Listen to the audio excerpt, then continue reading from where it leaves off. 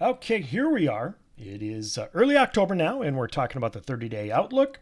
I'm Tom Novak, and this is your Adisseo and Novak Weather 30-day outlook for the month of October, upcoming month of October. And here we go. This is the total precipitation on what you're looking at over the last 30 days now for the month of September. This is the percentage of normal. All right, so blue and green areas are above average precipitation over the last 30 days. And of course, yellow, orange, and red areas are below normal precipitation. And a couple of things to point out: portions of the central and northern plains into the upper Midwest have finally gotten some much needed rains, which was expected, so that's great. And then look at this: east of the Mississippi River, for the most part, many areas continue to remain wet, which isn't good. They don't need the rain over the eastern one-third of the country, and they have been getting it, and I think they're going to get more, especially along the coasts, the Atlantic and Gulf coasts, as we go into October. And then a pretty large area of drier than normal weather has occurred from Texas on northeast into the Great Lakes region. So, yes, some areas that needed the rain have gotten it, and others that certainly do not need the rain have also gotten it. All right, here are this is the upper air structure now. We call these heights and thicknesses in the atmosphere. And the blue areas are considered troughs, or areas of colder or less thickness in heights within our atmosphere, which means the atmosphere is contracting, and the red areas are expanding areas of the atmosphere. And really what you need to know is that an expanding area of the atmosphere, or the red and orange areas, are areas that usually are quiet and warm and drier than normal areas. Now watch what happens as we go through time. This is the GFS computer model guidance, and look at this massive area of expanding heights over the heart of North America. This would be over central portions of Canada into northern portions of the United States. And then I want you to also focus on these contracting areas within our atmosphere over the western portions of North America along the coasts. And these areas don't move much now here over the next 2 weeks.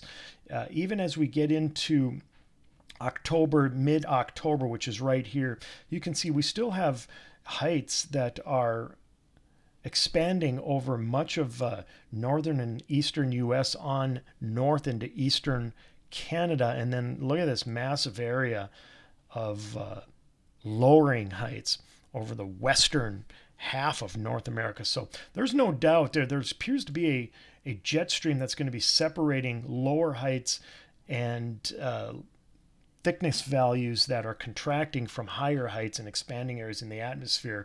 In other words, there is going to be colder air out west and warmer air over the central portion of the country and in the eastern portions of the United States. You can see that with the jet stream now over the United States and southern Canada. Look at how our jet stream winds early in October are blowing from southwest to northeast across from the Pacific Northwest of the United States on northeast into Canada. This is something that we're going to be dealing with, the way it appears, for much of the month. That means that a ridge, and a very, very strong ridge, is going to build over much of the northern U.S. and southern Canada, which will keep those areas pretty warm for this time of the year. And as we continue to put this jet stream into motion, even as we head into mid-October, which is right here, you can still see we've got that jet stream pattern in place where winds are blowing from southwest to northeast across the heart of the country. And here's this massive ridge now that is building, or that continues to build throughout the month over the heart of the country, not only of the U.S., but into southern Canada. And this is going to separate cold air over the western third of North America from warm air over central and eastern portions of North America. That would be United States and southern Canada. The European computer model guidance kind of shows the same thing. So we do have a consensus in the model guidance.